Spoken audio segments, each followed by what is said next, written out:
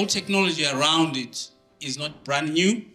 It just came to the fore in 2009 when Bitcoin kind of came onto the scene. But I'm going to try and explain, without going into too much detail,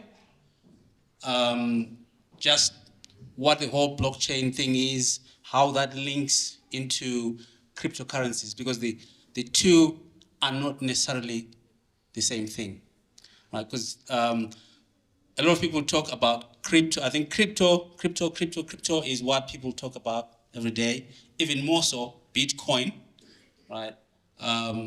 But they don't necessarily understand the nuances or the differences between what the blockchain is, what crypto is, and what Bitcoin is, and also how that then links into our monetary right here, which is the cryptocurrencies monetary.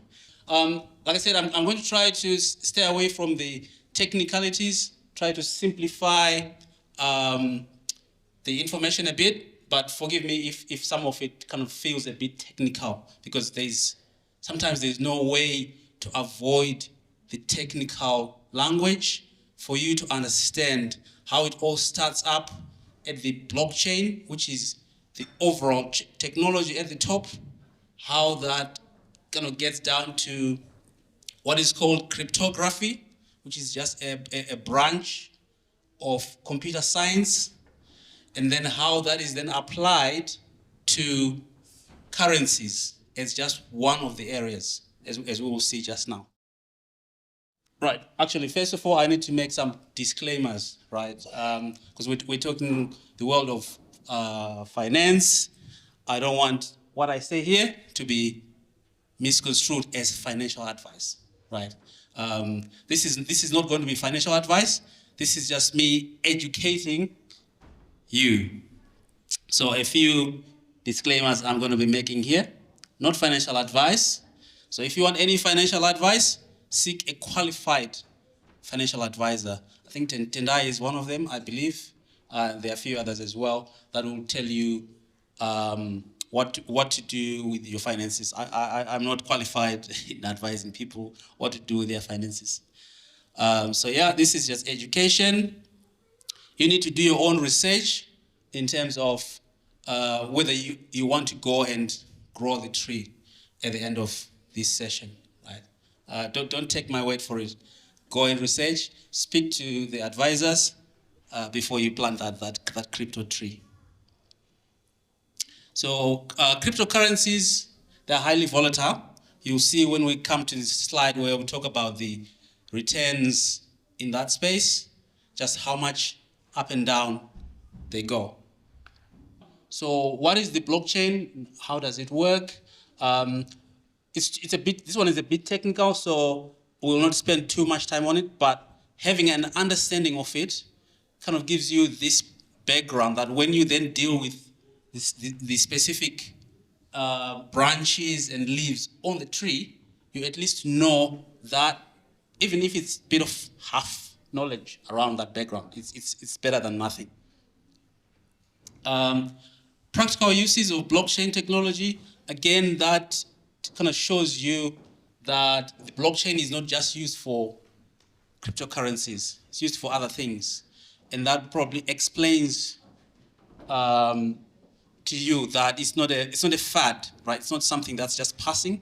It's actually here to stay. The blockchain is here to stay, and it will have plenty of applications. Then we go into what is crypto, what is cryptocurrency, how do I participate? So the whole point about the best platforms or some of the better platforms. Then we talk about the returns. I think this is where a lot of the interest will be, to say, what do the returns look like in crypto? Risks, that's where we're going to cover some of the kind of the pitfalls, some of the regulatory side of things. That we'll touch on the CBDC's stuff and what's going on there. Just talking a little bit about money in terms of basically what money is. I think kind of taking you back to your O level, or is it A level economics, right? So medium of exchange, right? We use money to be able to exchange things. I think we know that. We do that every day. We also use money to store value. So we want the money that we have today to be still worth something in 10 years' time, 20 years' time. So that's a function of money. Unit of account, again, to be able to measure and put a value on any item. So valuations, again, that's another use of money. So we know that. So cryptocurrencies are coming in to replace, or maybe not at this time, but to work in the same way as our traditional, what's called fiat money, which is our dollars, our yen, our euros, and so on and so forth. So cryptocurrency is coming in to compete with that. And at some point, maybe in future, cryptocurrency might actually replace fiat as we know it today. So what is the blockchain? There are three terms I've put up there: blockchain, cryptocurrency, and Bitcoin. So blockchain is the overall technology right at the top, which underpins cryptocurrencies, as well as specifically Bitcoin and other coins as well. So we're going to go through in a bit more detail what that blockchain looks like, and then we'll then talk about the cryptocurrencies and Bitcoin specifically, a few other coins. So blockchain, what is it? It is simply, from a computer science perspective, it is simply a list of data blocks that are linked together. Just like the name says, right? Blockchain. Blocks that are linked together somehow, right? Using computer code. So this is where I said I don't want to go maybe too technical, but understanding that we're talking about certain blocks, and then these blocks are then chained together. Visually, what does that look like? So they simply look like that, right? So you've got one block, the next block, and so on, and they are all chained together. So inside the block, there's some information in that block. And then when that block gets full, we then start working with the next block, and so on and so on. And then they are linked together. So the question might be then, what is inside those blocks, right? What are we calling data or information that is in that block, inside that block? So that data could be anything, could be any industry. If we are talking about currencies, that would be your information about the currency, how much supply, the transactions you're doing between the two of you, or between you and another party. That is all inside that block. And then, like I said, when the block gets filled, we then move to the next block. The reason why it's done in those blocks is because in computer science, there's a concept of storage, memory, right? We can't just keep writing to the same block because it becomes inefficient. So we write a chunk of information, of data, and then we move on to the next chunk, so as to make it, make the whole system usable, fast, usable. We have to break the information into smaller chunks.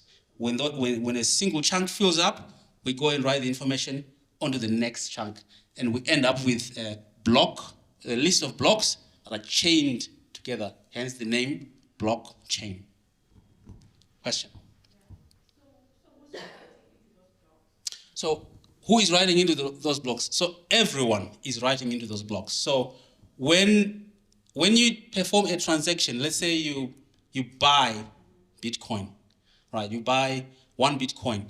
The record of that transaction is what is stored on that block to say, so on this day, at this time, bought one Bitcoin. at this price. All that information. So the same information that if you went into the bank and you exchanged your GBP for USD, they would record everything, isn't it? You came in at 10 past 12. You had 25 GBP. You exchanged it for 20 USD or whatever the exchange rate was. So all that information is what is being recorded in the block. But when you do it, you're doing it from your own device, your own personal computer. You're doing it, or your mobile. You're not having to go into any bank. You're doing it from your phone or from your computer over the internet, and you're writing onto a blockchain. Some of the concepts that have come with the blockchain really is about almost trying to replace the banking system as we know it today, because we trust the Barclays, the HSBCs, the NatWest. When we do our transactions with them, we trust that they will keep our money safe. And when we want to transact, we know that they are there. So there's a level of trust of those third parties. But when it comes to the blockchain, you don't have to trust any third party. It's between you, other participants in that system, this blockchain system, and the computer code. So no third party is involved in the whole setup. So once the computer code is written, is deployed, is running, it's then just between the participants. So that's why it's called a trustless system. You're not trusting anyone. It's just between you and the computer code, and also the other people that are taking part in that system. Whether it's a Bitcoin system or some other coin or some other application that's not necessarily currencies. So that's trustless and peer-to-peer. Private, when that information is written into these blocks, there is no, or the original idea was no information that could be used to identify you as a person would be stored in that block. But because the governments are a little bit worried that their financial systems are going to be replaced by this, they're pushing for information, for personal information, to be included in there. So as part of this information here that we are writing to the block, they now want us to put our names as well, right? But the original idea was we don't put anything, we don't write anything in there that would be used to identify me as a person who had that transaction. Simply, you simply have an ID, an anonymous ID that would identify my transactions, because obviously I need to identify my own transactions, and you need to identify your transactions. But in terms of identifying you as an individual, the original idea was we don't identify ourselves. Hence, I guess the accusation that the blockchain or Bitcoin in particular is then used by terrorists or people that want to do underhand stuff, right?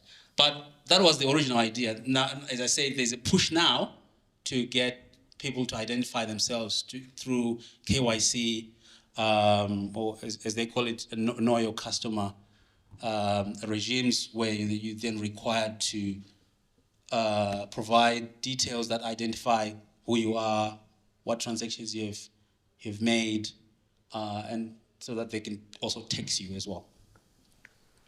So that's the kind of building blocks of the blockchain. So at least you've got a bit of understanding there, but so we won't go into too many more technical details. Just understanding a little bit more again in terms of when it comes to Bitcoin and how it has been set up. Because initially it was Actually, blockchain has been set up as a proof of what they call proof of work, where to create these blocks and write information into these blocks. Remember, I think there was a question which somebody said, who is writing to this block, to these blocks, right? So pretty much all these people in blue are like you and me. We're writing information to this block, but there are other participants, special participants um, in that process who are called nodes. So these participants basically validate the information that we are writing to those blocks to make sure that there's no bad actors that abuse the system. So they basically protect the system from abuse or from attack and things like that. So it's not necessarily a free for all system, right? There are protection mechanisms. Again, that's all driven via the computer code, which those people that can read the computer code, they can verify that. So there are the checks and balances basically that say, okay, everyone is writing their transactions to the blockchain, they are buying and selling their crypto, and the blockchain is growing, but how do we maintain security? How do we maintain integrity on this blockchain? There are those checks and balances that are built into that system. So it's not a system that has got no checks and balances. There are checks and balances in terms of security and integrity of the system. In terms of the adoption of the blockchain as a technology, I did mention that it's not a fad. It's being adopted by a lot of companies. These are some of the biggest companies in the world. I'm sure you recognize some of the brands or brand names.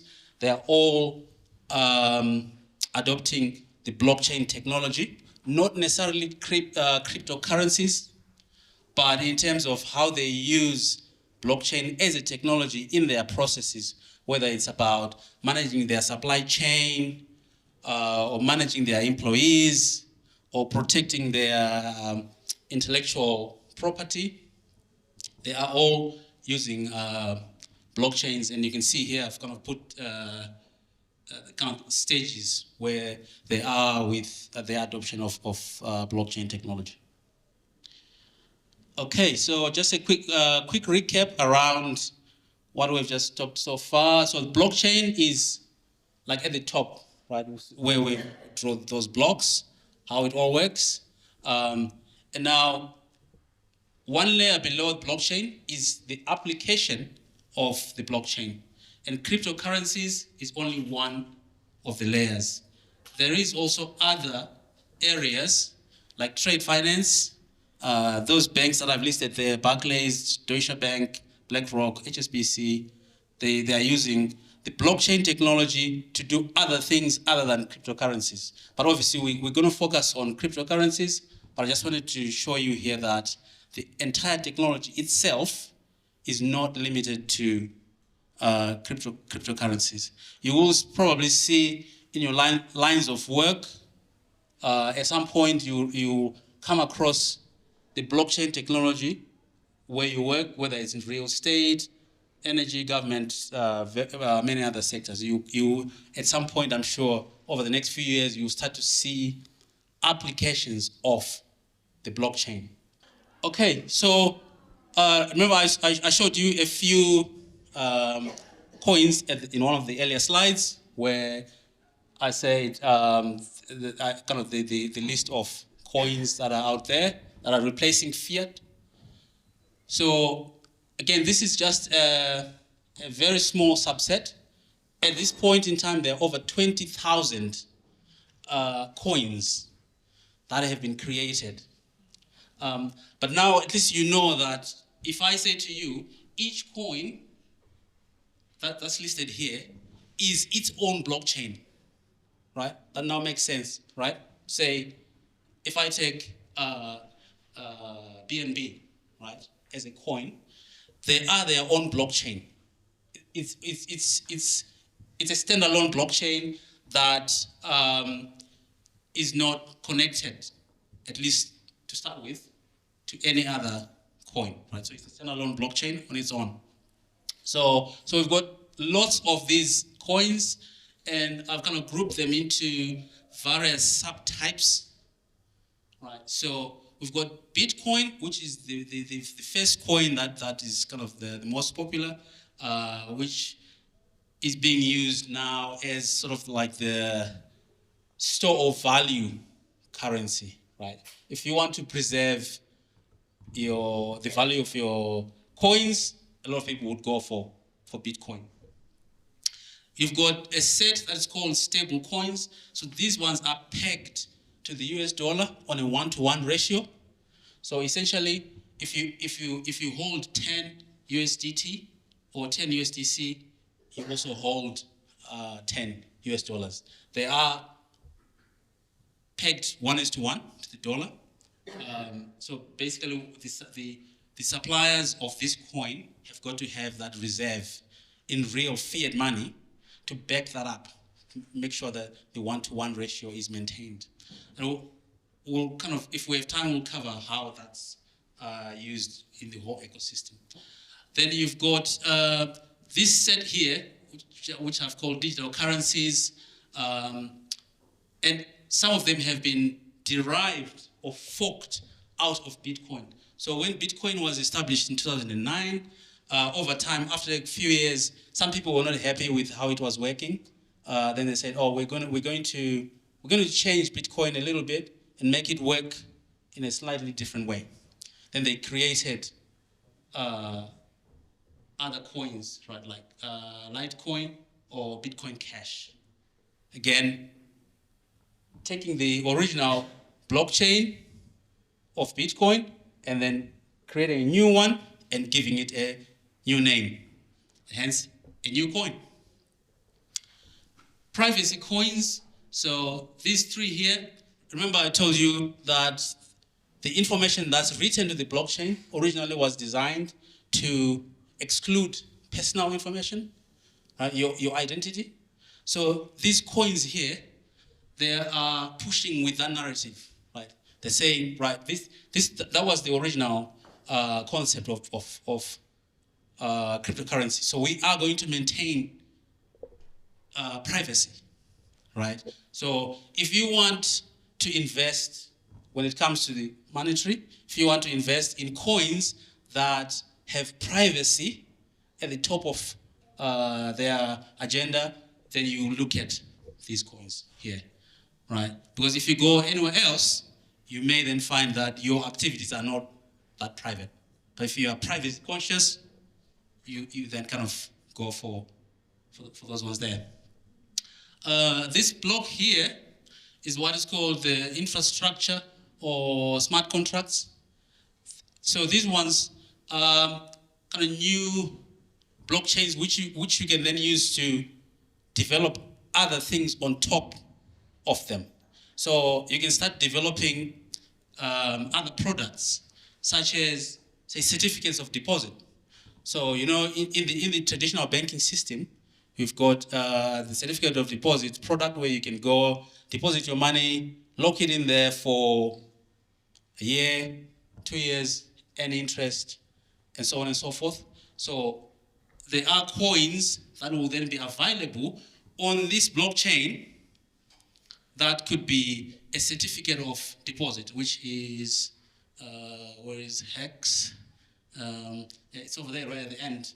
So that coin will be sitting on this platform, but it will be working as a certificate of deposit, where you buy it, you pack it away, or you stake it for X amount of time, and you start adding interest on it. So a few other categories as well. An interesting one actually is this one here, which is called the meme tokens. Anyone heard about that? No. Okay, so these ones are a bit of a joke coins, but there's a lot of money that gets thrown into them which drives up their price. I think with the speaker earlier on, I think it's that gentleman over there, I think is it Blessing? He did mention that value in anything is created by demand, right? So these meme coins were just created as jokes, but because people then said, "Oh, let's put some money into those coins," then the value starts going up, and some people have made lots of money with those coins. The dog one is related to Elon Musk. We all know Elon Musk, the Tesla guy. So every time he tweets something about that dog coin, it shoots up in value, and people make lots of money. And then you have the Shiba one. Was kind of a derivative coming out of that dog coin. And then of late, there's something called the Pepe coin. I don't know how much that's related to the pepper soup, but I don't think there's a relation. But yeah, it started as a meme, like, kids just talk about, various memes and things like that. That's just started as one of those, but some people have become millionaires just by getting into that coin at the right time. Okay, now in terms of cryptocurrencies, this is where now we're kind of getting into that area of where do we get the information about the coins that are out there, and what is going on. So I've listed here 5, which are sort of the most common places, or marketplaces, where if you're starting out, you need to be, this will be the beginning, right? You go to a place like coinmarketcap.com, where they will list you all the cryptocurrencies that are out there today. Starting with Bitcoin. Bitcoin is always number 1, right? Because it's the one that's been out the longest. Everybody knows Bitcoin. We are starting to have institutional participation in Bitcoin. Hedge funds, big banks, they are beginning to take part in Bitcoin. So that one is CoinGecko, which is the second one. So as you can see, it's got Bitcoin on number 1, Ethereum on number 2, and so on and so on, kind of ranked by price. There's also, if you have bought stocks, anyone who has bought stocks? If you've bought stocks, you will know kind of the information that you typically see around price movements around that stock, right? Where the price has gone up, gone down over the last 24 hours, 7 days, a week, and so on and so forth. So you can kind of see all that information. So coming on to the returns on investment. So nothing in the history of investments, nothing has done what Bitcoin has done, right? Nothing. So Bitcoin has gone up over 100,000 times the initial price. So where Bitcoin started at below $1 and went up to 65,000 at the last all-time high price, which is right here. Yeah, so the volatility side of it, yes, there is volatility, because at any point in time, Bitcoin can fall by 80%. So for example, at this point here, which is now looking like a very, very tiny point on the graph, it fell 87%. Then it went up way more than that. And then again, it fell 85%, 72%, 55%, 77%.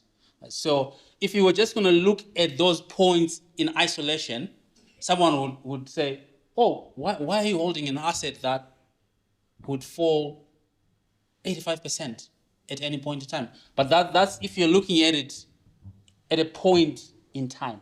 If you're not looking at the whole big picture, right? You would go, oh, it's mad. I'm not investing in that because at any point in time I can lose 80% of my money.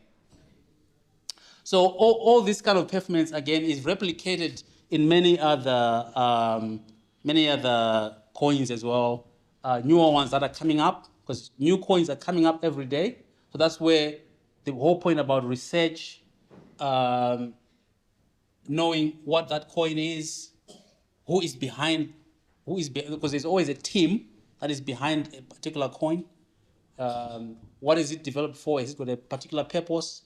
And then you look at some other things as well to say, is it likely going to replicate what Bitcoin has done? Because Bitcoin is still going up, but probably at a slower rate than some other newer coins that are coming up now. So this one is just a cycle of kind of the market in terms of psychology. We probably won't have time to go through this, but I can take you through this in sort of in a one-to-one environment where if you want us to take you deeper into this space, we can kind of cover that. Just in terms of the numbers, back to the returns, Bitcoin, on a quarterly basis, these are the numbers. So starting from this data is from 2013, you can see that in the first quarter, it went 5 times. Right? So if you were holding 1,000 by January of 2013, by end of March, you were holding 5,000, right? And then it lost the next quarter, 40% the next quarter, and again, nearly 5 times again in the final quarter. Now you tell me a stock that would ever do that. If you look at 2023, which is today, again, Bitcoin is doing some crazy numbers. Tell me a stock that would do 70%.